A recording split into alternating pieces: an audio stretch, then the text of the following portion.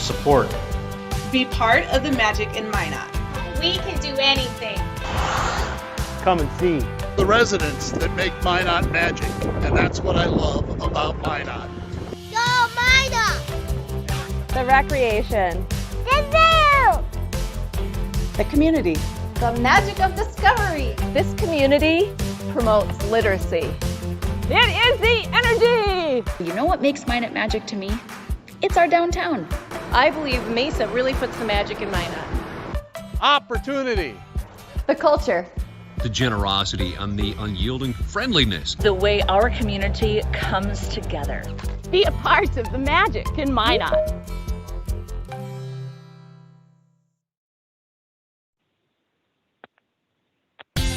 Hey Minot, 2020 is the year for more. Yes, it's the U.S. Census season, and with it, Minot could see more. More opportunities for business.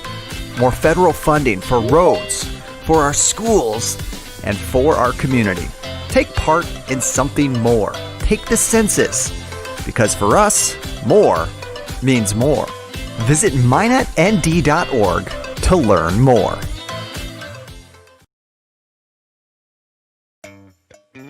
This dumpster has a very important role for our community.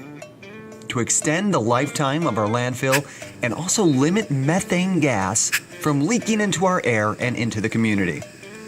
But for that to happen, there's only one simple rule that needs to be followed. Dump only leaves and grass. This is why compost sites only take grass and leaves. When compost is dumped here, it's then brought here. And in just a few weeks, it will go here. A 6 to 8 week process to create clean, nutrient-rich, and free topsoil. Now, separating this organic material from your household trash will actually leave more space for real trash when it goes to the landfill. It also reduces methane gas at our dump site, which is a significant contributor to greenhouse gases. But recently, there has been an issue with our composting process. Trash. We've seen just about everything unloaded. This. And oh, come on, guys. Making compost isn't complicated, but it is a long process. Grass and leaves are dumped into windrows. They're turned once or maybe twice a week, which aerates the material, reducing the fermentation that actually causes methane gas. Eventually, Mother Nature produces her final product. But if that compost is littered with junk, it costs you money.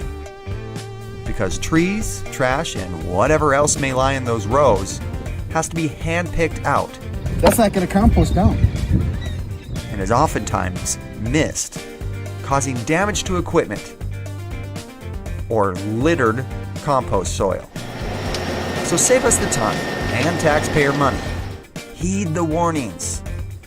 Let this dumpster do its job for the community and only dump grass and leaves.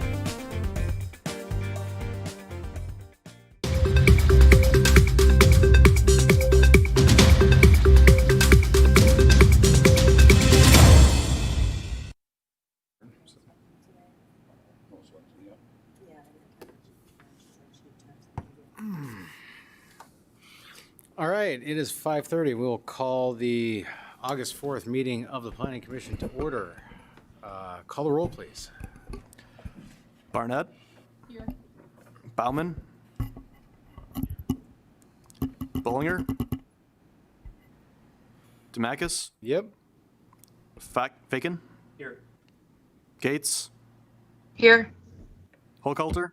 Here. Coop. Leiter. Here. Offerdahl. Here. Sievertson. Here. And Nestal. Here. Yeah, and Wagonist. But All right, we have a quorum. Before we do the pledge, we have a new member, and now we are full on the Planning Commission. Aaron, is it Fakin? Yes. All right. Is the 2 Mile County representative on the Planning Commission. So welcome to your first meeting, and thanks for being part. All right, so we'll get down to the pledge then. Pledge allegiance to the flag of the United States of America and to the republic for which it stands, one nation, under God, indivisible, with liberty and justice for all. All right. Go to approval of the July 7th meeting minutes. Do I have a motion to approve the minutes? Motion to approve. Motion by Commissioner Offerdahl to approve the minutes. Is there a second? Second. Second by Commissioner Holkalter. Any discussion? Call the roll, please. Barnett, Yes. Bauman, Yes. Demakis, Yes. Fagan, Yes. Yes. Gates, Hochhalter, Yes. Leiter, Yes. Offerdahl, Yes. Sievertson, Yes. Nestle. Yes. All right. Motion carries. Okay, so from a business perspective, the first item of business is a request from Gary and Cheryl Burkhart, applicants and owner for a subdivision plat to consolidate lots 10 and 11 and sublot A of lot 11. SD. Oh, subdivision lots 13 through 23, 27 through 43, and 45 through 53. Subdivision of Lot 2 of Plainview Addition. The property is located at 1715 46th Street Southeast. We will turn it over to staff for the report. Thank you, Mr. Chairman. Here's a vicinity map of this property. Located kind of a horseshoe-shaped street, 46th Street Southeast, off of 16th Avenue. This is an aerial photograph. You can see a house and an outbuilding, a detached garage. The owners own both of these lots. They'd like to consolidate them into one because they'd like to add an additional outbuilding. They can have up to 2 outbuildings. The other things that are parked on there are not structures or trailers and movable things. And an outbuilding can't be on a lot by itself without a principal use. So by combining the 2 lots into one, there would be a common lot with a house, and then the second outbuilding could be built.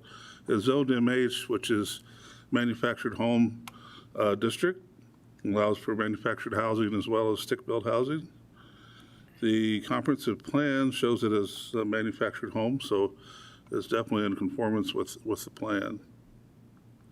This is a subdivision plat. There's actually this weird little sliver of a sublot A of lot 11, and that kind of is through the center there. But the end result is that all this property would be combined into one lot, which will be known as Plainview 5th Edition Lot 1. Findings of fact, applicant has submitted a complete application consistent with the comp plan, meets all the bulk requirements of the zoning ordinance, lot size, setbacks, that kind of thing. And then our standard language that recognizes that public notice and hearing rules were followed for both the state and the city zoning ordinance to hold a public hearing here tonight. Staff recommends that the Planning Commission adopt staff findings and recommends approval of the subdivision, and there's no zone change. The subdivision, the second, or the first item says, again, kind of legal language that talks about how the plat needs to be ratified by the city engineer, reviewed to make sure everything is right before he signs it and all the signatures are put upon it, and then it can go to the recorder's office. So just kind of technical there. We like to include that to make sure we have the legal basis covered. And so that's it. If you have any questions, I'd be glad to answer them. Any questions for staff from the commission? All right, well, hearing none, we'll open the public hearing, and if anybody wishes to speak on behalf of this agenda item, please come forward. If there anybody who wishes to speak on behalf or against of this item, please feel free to come forward. All right, seeing none, we will close the public hearing and turn it over to the commission.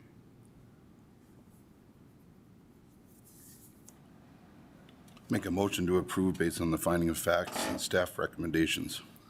Commissioner Offerdahl moves to approve based on findings of fact and recommendations. Is there a second?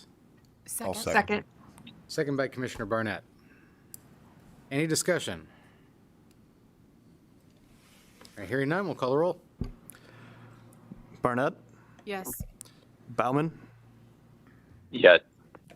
Demakis, Excuse me, yes. Faken, Yes.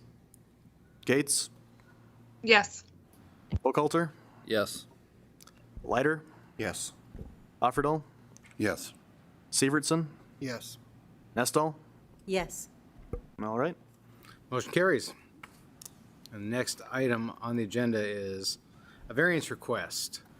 A request by Doug Fow, owner, for a variance to section 21-8, I assume that's subsection A, of the ordinance regarding special rules concerning accessory buildings to allow an existing accessory building to remain on property without a principal structure present.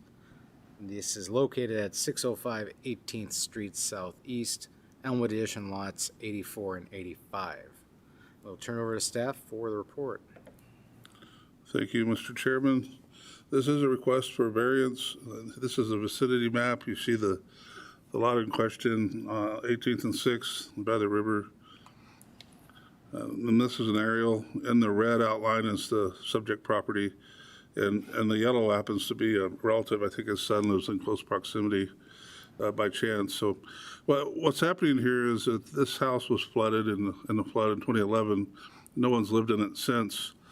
The city gave the option to buy out the property and tear down the house and the garage and clean everything up as part of the zombie home buyout program. The owner did not want to take advantage of that because he wanted to keep the garage to store stuff in. But as we saw in the last item, you can't have an accessory building on a lot by itself. So the house, if the house goes away, then the garage needs to go away. And we have quite a few phone calls on this when people want to do this, and we've consistently said, no, you can't do that. But he wanted to beg the question and request a variance to try to keep the garage intact, even if the house is gone. In April, we came into the building department to get a demolition permit to take down the house, and the chief building official told him, well, that's fine, but you also got to take down the garage or move it, or you got to pull a permit to start building a new house to replace the house, because it can't just be there by itself. And apparently the applicant said, well, that's what he wanted to do. So here we are with this variance request to consider. Staff is concerned about the precedent this would set because, again, a lot of people like to do this, and we don't feel it's appropriate. It doesn't meet the letter of the code. That black clouded area is some stockpiled material, dirt, soil, rocks, and things that are apparently, if the house is removed, they were going to push that in the hole for backfill. It's been there for a while. There were some complaints in 2017 on it, and code enforcement's been working with the owner on that and some other issues that we'll delve into. It's zoned R3B, which is one of the defunct zones, although R1's right across the street, and certainly it's an R1 type of neighborhood, single-family detached housing. And if we look at code requirements, either in R3B or R1, in both cases, there's restrictions on being able to have the outbuilding there without the home in place. So section 21-8 says no accessory building shall be permitted on any lot in any zoning district prior to the erection of the primary use structure thereon. So it's saying you can't build the building first until the house is built. So on the opposite end of that, if you have a house and a building, you can't take the house down because you end up with the same situation with a building and no house. And then in R1 zoning chapter, it says all accessory buildings to a residence shall be limited to a total coverage of 1,200 square feet, except the coverage shall not exceed that of the primary structure. So if the primary structure goes away, then how do you know what the size of the building. There's a relationship there between the primary structure. And then if we go back pre-2013, back to the R3B days, when it was the zoning of record, it says the same thing. The total coverage and floor area of all accessory buildings shall not exceed those of the primary structure. So those are some of the code references. Here's some photographs of the site. There are some code violations, and it's really not, I guess, the bailiwick of the Planning Commission to get involved in that. The code enforcement people are working with the owner. The vehicles parked on the grass. There was some tall grass that need to be mowed. Unlicensed vehicles, I think some of that's been taken care of already. These are the piles of dirt and rock and stuff that were complaints were filed in 2017. And again, I think the idea is if the house goes away, that it's used for fill for the house. I think the applicant was in last week, and I wasn't privy to the meeting, so I just kind of going by when I talked to other people on staff. But I think they're actively spreading these piles around to make them less visible on the site, and working towards other code aspects with the code enforcement people. There was some suspicion from the city that perhaps a home-based business was being operated out of the garage, a landscaping business. Whether that's true or not, I guess I don't know for certain, but our conversations with them reinforced that there can't be a commercial business here. It's not commercially zoned, and it can't be a home-based business because there's nobody living in the home, and that's one of the requirements for a home-based business. And if for some reason the home stays and nobody's living in it, then it's still in violation. And if the home goes away, there's no home for anybody to live in. So we kind of went around and covered all the bases on that. Really, the issue tonight is the variance request, whether the building can stay without the primary structure. What else do I have here on the slides? So the applicant put together a letter, but really a variance is supposed to be based on a hardship, as you will know. And we need to have some kind of specific condition that would make this property different than all the other ones that call in and say, hey, can I have a building without a house? If this one's allowed to stay, there's got to be some reason, some hardship to approve the variance. And reading through the letter, really the only justification the applicant provided was that they'd be able to get rid of the blighted house. And if he can't, it's just going to sit there and continue to be there, and over time probably become less desirable. The city's response is that we can't allow a variance to have a standalone structure on the property, because unless there's a distinct hardship, it would be a precedent. We have these people call in and ask, and if we allow this, then it's going to be impossible to tell other people they can't do it. And I don't know about you, but if I lived in a neighborhood, I don't think I'd want somebody to come and just build a garage or a shed on the lot next to me and not have a house there. They wouldn't have any skin in the game they wouldn't live there. And it tends to become nuisance where there's vehicles parked on the grass and there's stuff that gets piled up. And so we certainly don't want that to start in our neighborhoods. So the precedent thing is the big deal, I think, for staff. Findings of fact, the applicant has submitted a complete application for the variance. Per staff's analysis, the applicant's request is not consistent with the comp plan. The comp plan sets forth some goals. In the housing chapter, goal number 1 says ensure housing is compatible with existing adjacent land uses. Well, if this house goes away and there's just a garage there, it wouldn't be. Aesthetics, goal number 1, ensure that the city's aesthetic character for residents, visitors, and passerbys is enhanced through high quality infrastructure and visual attractiveness of properties. And we already have some nuisance issues and stuff going on here. I don't think we want to just have the garage again without the house. Aesthetics, goal number 3, work with properties that detract from or are contrary to the established image desired for Minot, and promote compliance with all building and zoning codes through effective enforcement strategies. Follow through directly with the property or building owner. And we are working with them. As I said, staff met with them to talk about some of the issues last week, but the owner still wanted to beg the question about the variance tonight at the public hearing. So here we are. Another thing that came up through the course of this is that the applicant claimed that they could not rebuild the house because of floodplain issues. And the engineering department provided some information that that's not true, at least at this time, until the new floodplain rules come into effect, which we're uncertain when that'll happen. They certainly could rebuild it because the elevations are such that it could be in compliance. After the rules change, it'd be more difficult. They'd have to build it on piers or something, but they certainly could rebuild it if they wanted to.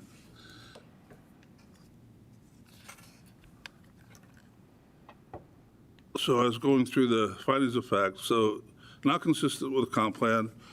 Staff feels there's no grounds for hardship in this matter. It can't be for convenience. Typically, as you know, hardships are something physical like topography. Well, there's no topographical conditions that are difficult here. There's no exceptional practical difficulties.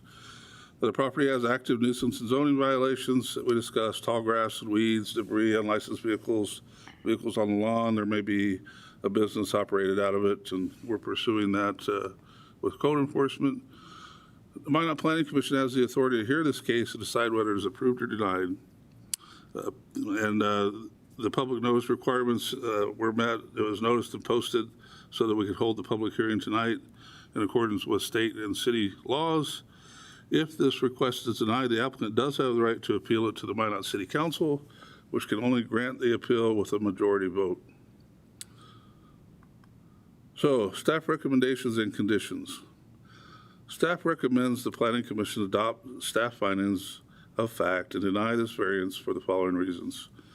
There's active nuisance and zoning violations on the property and a possible illegal home occupation. Additionally, the debris goes back to 2017. And again, I don't think that's really your grounds here tonight, but there are no grounds for hardship in this case. Even if the variance were approved, the applicant's property would still be in violation of other sections of the ordinance that I read to you. The pre-13 ordinance that says the building can't exceed the size of the primary structure. Also, again, in the modern ordinance, so to speak, in R1, it says the same thing. And back to the home occupation, if that is a fact, it just can't happen there because it says the requirements are outlined in the ordinance. It has to be managed and owned by a person on the premises. If the home goes away, then that would be impossible. It would then be a commercial business that would be illegal in a residential district.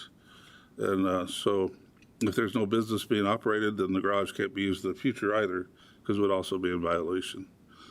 So with that, I think that's everything. If there are any questions, I'd be glad to answer them. Are there any questions from the commission at this point for staff? All right. Well, hearing none right now, we will open the public hearing. If anybody wishes to speak on behalf of this application, please come forward. When you do so, please sign in there and give us your name, please. Just sign or print, or doesn't it? Right, yeah. Matter? Yep.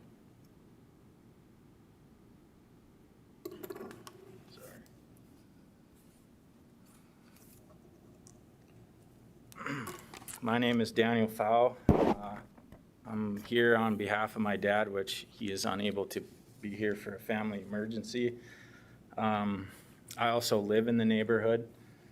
I believe the house should be tore down. It's not rebuildable. The foundation is compromised.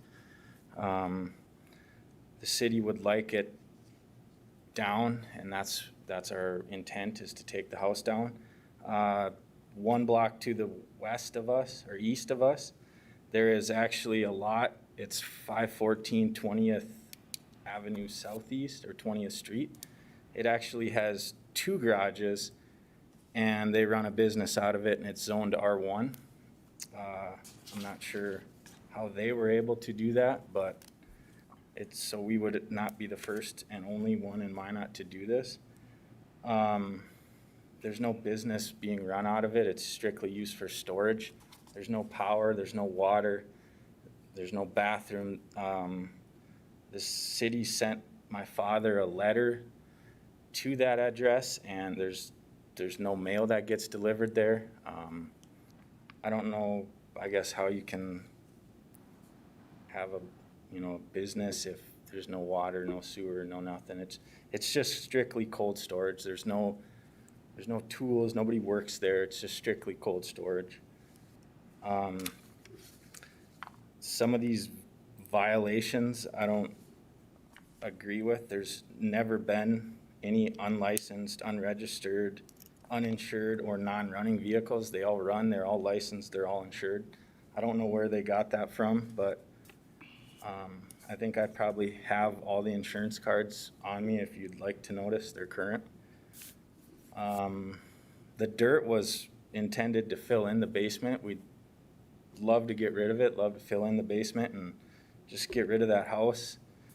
It's not the best neighborhood. There's a lot of, you guys maybe have heard of the hotel down the street. There's a lot of riffraff that comes through there. They hang out there. It'd be just nice to get it down. There's no weeds. It's all been mowed. There's no garbage. I know my father had worked on, there's 2 trucks on the grass. I walked around the neighborhood and I took about 20 pictures of just about every lot in that neighborhood has multiple vehicles on it. Guy across the street actually has 3 trucks, 3 trailers on his grass. The lot right beside that, so that'd be 1 house down. The next one down is the one with 2 garages and no house, zoned R1. He has a dump truck, like a heavy CDL required dump truck, 2 trailers. To my knowledge, they've never been spoken to. I have all pictures if you'd like to see. I don't know why it's such a big deal, but my father had cancer 2 years ago, and he's recovering, and I guess he had always hoped to rebuild the house, but financially he's just unable to. And to be honest, financially we'd rather just leave it, but in an effort to improve the city and the neighborhood, we're trying to work with everyone and tear it down. That's what it needs to do. It's unbuildable, and I guess that's why we're here. So thank you for your time. Thank you, sir. Is there any questions for Mr. Fowl? Okay, hearing none. Is there anybody else? Oh, I'm sorry, Commissioner Hofferdall. So based on that, there is no plan to rebuild within the next year or two? If you were to take it down, the whole dirt settling or anything like that, is there any vision of rebuilding, or was just going to stay strictly a garage? Can you come back up and answer from there, please? Thanks. I can't speak to my father's intentions, but yes, someday we'd like to rebuild. I can't give a time frame. Okay. To be honest, we'd like to put up a duplex. So okay. It's zoned R3, so. Any other questions from the commissioners? Is there anybody else who wishes to speak on this matter in attendance tonight? Either for or against?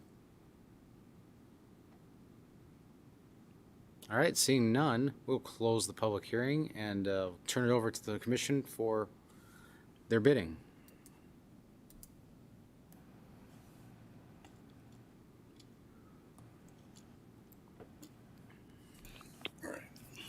This is Commissioner Bauman. I'm not going to offer a motion right now, but I'm wondering, do we have a mechanism or a way to ask our city enforcement officer to take a second look at that neighborhood, kind of with some of the information that came to light today, to just make sure that we are uniformly enforcing the idea of no primary residence should have no secondary structures on that? Maybe that's a question for Planner Lang. Well, yes, and she happens to be here, and I think she's going to address your question. Hello, I'm Margie Zietz. I'm the Code Enforcement Officer for the City of Minot. As stated, the the first initial complaint came into me in 2017 in regards to the piles of rocks there, and at that time I did speak to Doug Fau, and his intentions were to use that for filling in. As far as the neighborhood where he's talking about, I have never received any complaints on those other properties which he is mentioning. My complaint was on that particular address during this last year to approach those nuisances. It's as far as when we send an initial nuisance letter to advise them of our concerns, we send the whole ordinance, and it states all the things that would be a visual nuisance, whether there's garbage, whether they have vehicles that aren't registered or inoperative. We also, in part of that letter, I included that he had vehicles parked on the grass, and that's a zoning violation. That's not a nuisance violation. It's two different approaches. So that letter that Dan is talking about there was directed towards his dad to just inform him of the violations that could be existing in what.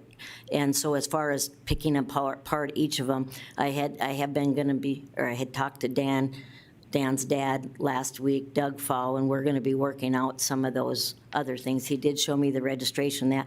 But when you have vehicles parked all over the grass, you're going to have longer grass. And I have visited that site several times throughout the last couple of years.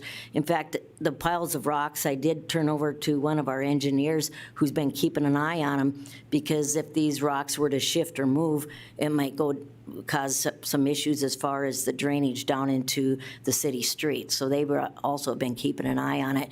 You know, we also were hoping that things would have progressed faster with that. As far as the other areas, last week, Mr. Fau did mention that there were some other addresses. He didn't give me any particular into checking out, but I will. I do want to let you know that sometimes some of these garages that are on these properties from years ago were there prior to our zoning ordinance change. So back in, 15 years ago, we had guys that were, changing oil out in that garage on the next lot next to them.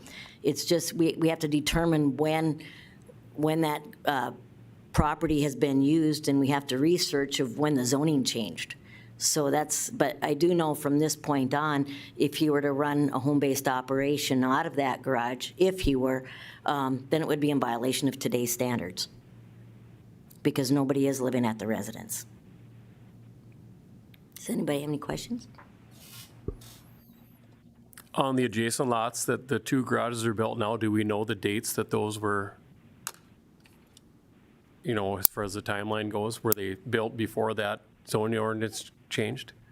On the property, Fau's property? No, on the two, where there's two garages beside the one I don't lot. even know which particular property he's talking about. If he has an address for me, I'd have to do some research. It takes a little bit to research that. Commissioner Fagan, we're not an enforcement board. This is strictly for approval of the variance request. So Nope, I frankly, understand. I'm sorry, but most of this isn't relevant. Yeah, I agree. So I'd like to just move on. Okay. And stay on topic, please. Thank you. The house was tore down after the flood. So the public hearing's been closed. Thank you, though. So the matter on the floor right now is what the commission chooses to do in terms of this agenda item.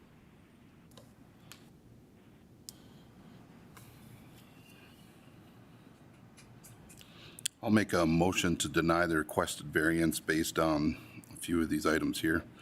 Lack of hardship and in accordance with Chapter 21, Section A of the zoning ordinance and zoning code sections 5-4A, B, and C, 7-4F, and 2-1. There is a motion on the floor by Commissioner Offedall to deny the applicant's request based on a number of sections that I'm not going to relist. Is there a second? I'll second. Second by Commissioner Leiter. Any discussion on the motion?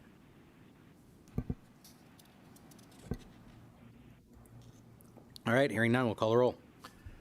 Barnett, Yes. Bauman, Yes. Demakis, Yes. Fagan, Yes. Gates, Yes. Holkalter, Yes. Leiter, Yes. Offerdahl, Yes. Severson, Yes. Nestle? Yes. All right. The motion to deny carries.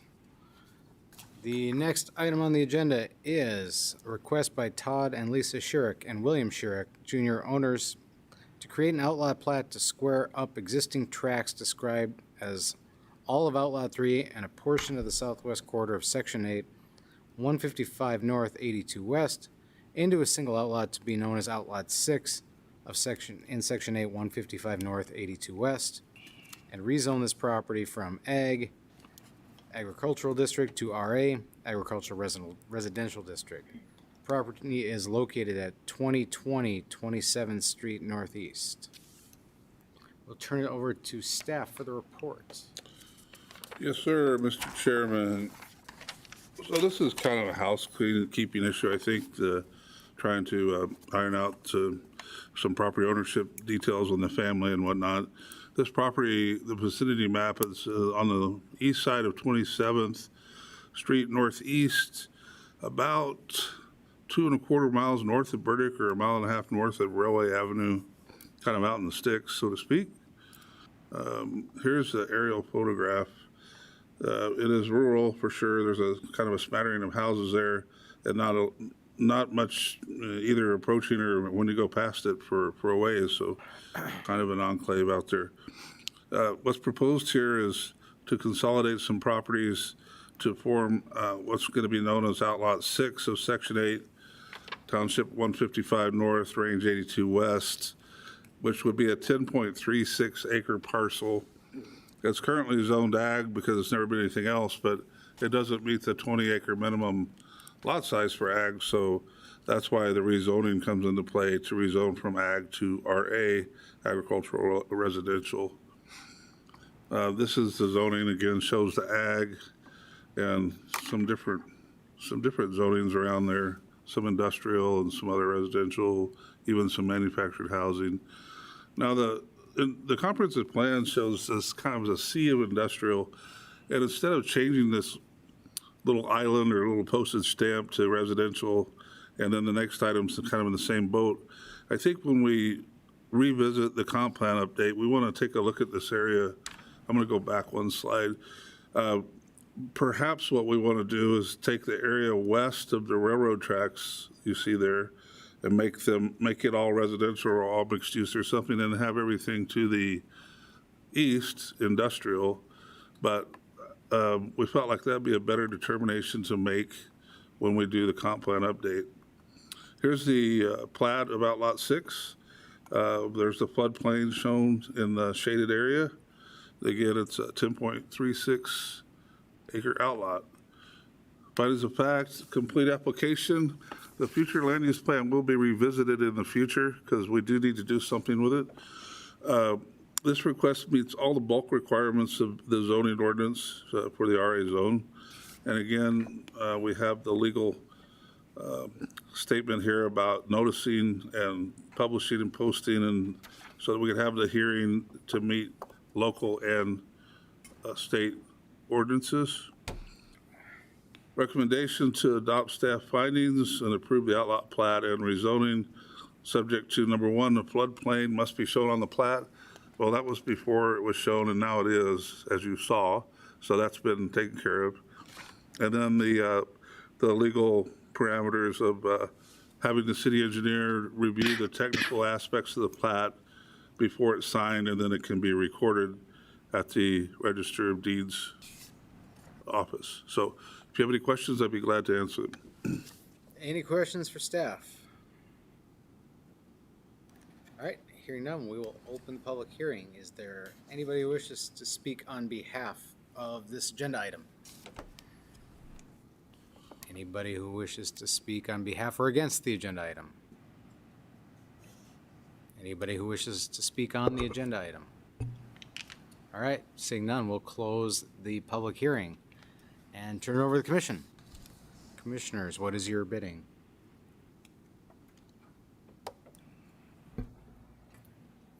Commissioner Bauman, move to approve based on staff finding of fact. Thank you. Motion by Commissioner Bauman to approve. Is there a second? Based on findings of facts and recommendations, sorry. Is there a second? Thanks. Second. Second by Commissioner Leiter. Any discussion? Hearing none, we will call the roll. Barnett, Yes. Bauman, Yes. Demakis, Yep. Faken, Yes. Yes. Gates, Hochhalter, Yes. Leiter, Yes. Offerdahl, Yes. Severson, Yes. Nestle. I need to abstain. All right. Motion carries. Next item I think is very similar. It's a application by Hallie Lock and William Sherrock Jr.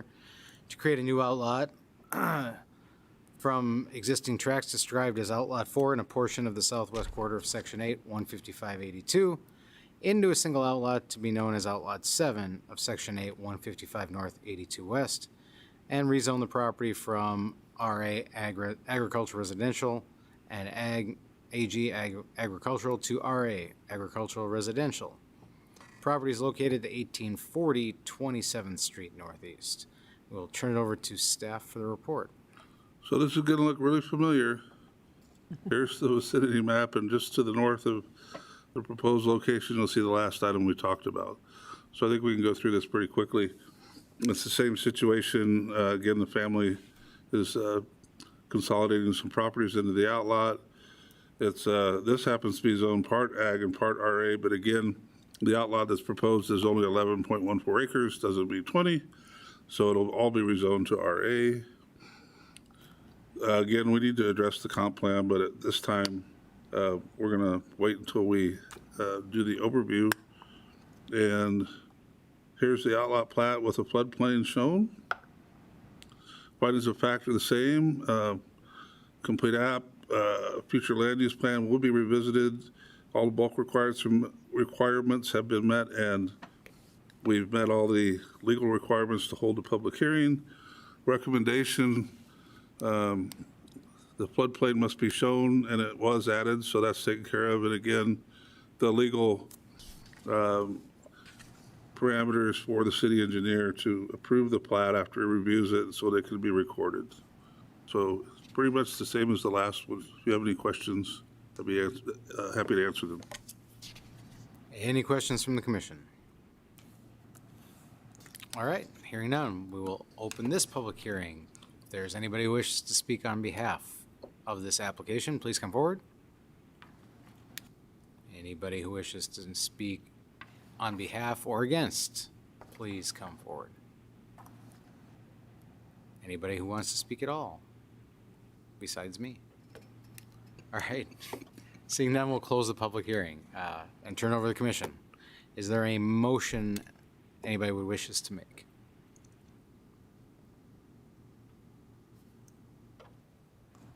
A motion to approve based upon findings of fact, recommendation, and conditions of staff.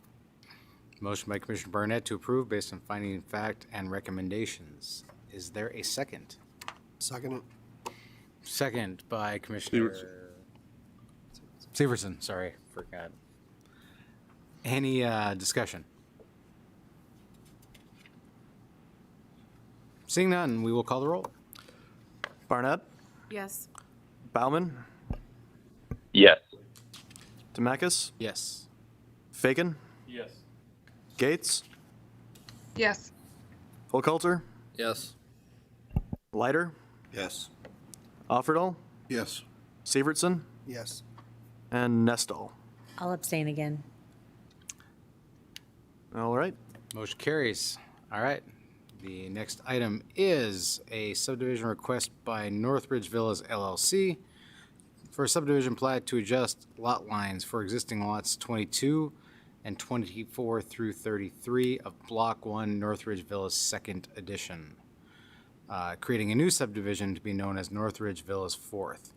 This property is located on the south side of 9th Avenue Northwest, which is a private street, where it intersects with 27th Street Northwest, extending over to 28th Street Northwest, also a private street, with lots arranged around the cul-de-sac. We will turn it over to staff for the report. Okay, this is the last item on the agenda in terms of applications anyway. You'll recall this subdivision is zoned R2 PUD, and the idea was that it would be a hybrid or kind of a mixed-use area that may have some single-family houses and some twins, which they are referring to as twin villas. And in order to accommodate the twin villas, they needed to do some further subdivision of the existing second edition and to further subdivide those lots down into what we have here as fourth edition. So the vicinity map, this is off of 27th Street Northwest. You'll recall that 9th Avenue Northwest and 28th Street are within the subdivision. Those are private streets, actually, based on the PUD. This is an aerial that shows the lots in question. And this is the zoning map, R2 PUD, primarily R1 surrounding it. And the comp plan, for some reason, has a hole in it. I don't know why the colors. It's all predominantly low-density residential, as you can see around it. So what's being built here and proposed here is certainly in compliance with that. This is another thing that we'll have to make sure we fix with the comprehensive plan update to finish this out. There's the plat for Northridge Villas 4th edition. You can see some of the larger lots that are left are going to be earmarked for larger single-family homes and the others for the twin villas. So, findings of fact, the applicant has submitted a complete application. The comp plan does not address land use in this area. We must revisit it in the future with our update. All the bulk requirements are met. And again, we've provided proper noticing and posting to conduct a public hearing this evening to meet state and local law. And the only recommendation is really just, again, to cover the legal basis that the city engineer will review the technical requirements of the plat before signing it and having it recorded of record at the recorder's office. So with that, if you have any questions, I'd be happy to answer them. Any questions for staff? All right, hearing none, we'll open the hearing. Is there anybody who wishes to speak on behalf of this agenda item? Anybody who wishes to speak against the item? Anybody who wants to speak at all? All right, seeing none, we'll close the public portion of the hearing and turn it over to the commission for a motion.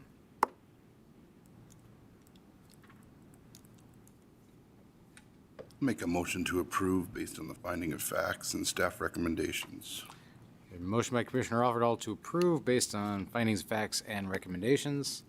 Is there a second? Second. Second by Commissioner Leiter. Any discussion?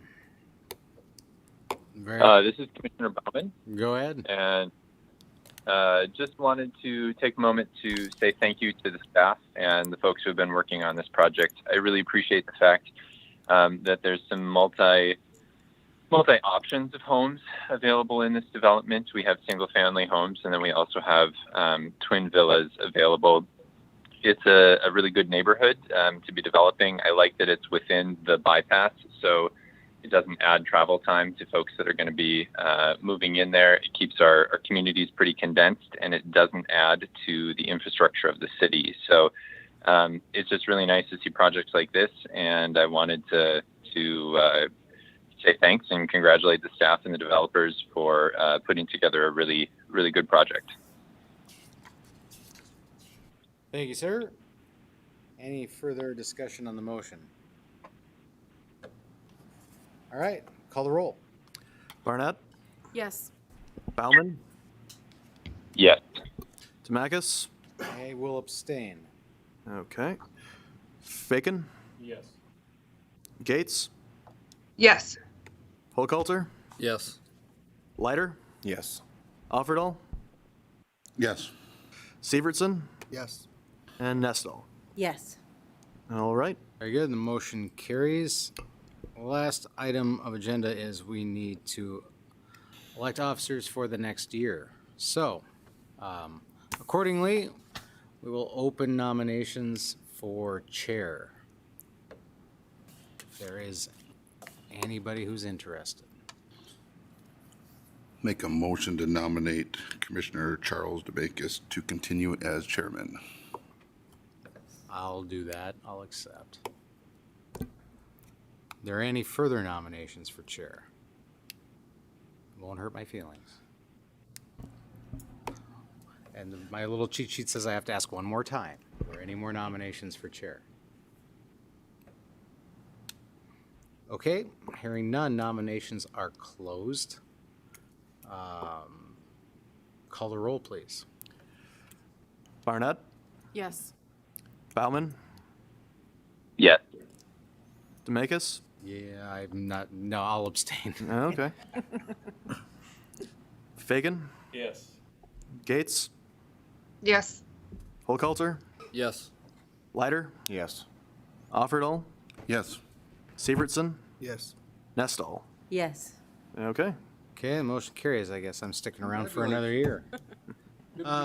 So the last thing on the agenda then is we need a vice chairman in case I get the virus. Is there any nominations for vice chair?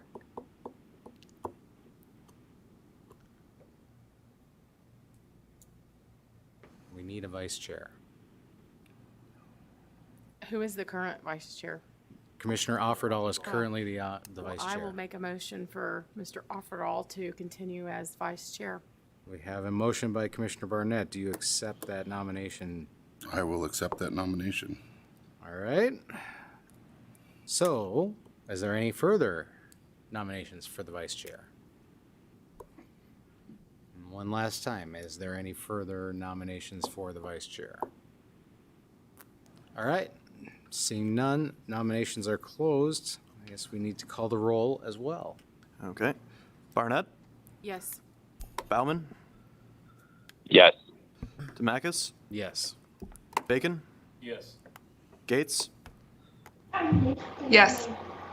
Holcoulter, Yes. Leiter, Yes. Offerdahl, Abstain. Sievertson, Yes. and Nestle. Yes. Okay. Motion carries. So, no changes on the chair and vice chair front for the next year. That is the end of the business portion of the meeting. So, thanks everybody. We are adjourned.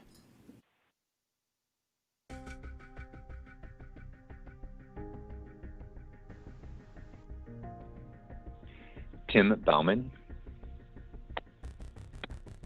Is now exiting.